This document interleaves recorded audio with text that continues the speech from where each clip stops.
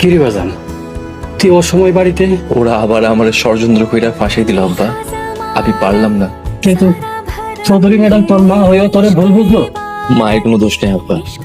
তুই যে চৌধুরী ম্যাডাম রে তোর আসল পরিচয় দিয়া দে। আমি চাকর আছি, চাকর হয়ে থাকতেছে। তোমরা এসব কি বলছো? কিছু না ম্যাডাম, কিছু। আমাকে সত্যি করে বলো, ঘটনা কি? সে আসলে চাকর না, সে চৌধুরী বাড়ির সন্তান। হোয়াট? একটু খারাপ, আমি এখন আইতেছি। এই দেখেন এটা তো শান্তর ছোটবেলার ছবি। ম্যাডাম, আমি সালাম রে ছোটবেলা কুড়াইয়া পাইছিলাম।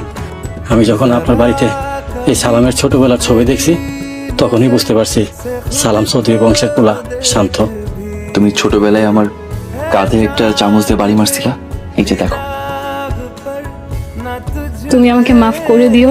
মাফ যদি চাইতেই হয় আল্লাহর কাছে যাও। তোমার সাথে যত অন্যায় হয়েছে তা হয়তো আমি ফিরিয়ে দিতে পারবো না, কিন্তু তুমি যেন তোমার প্রাপ্য সম্মান ফিরে পাও, তার জন্য যা যা করতে হয় আমি সব করব।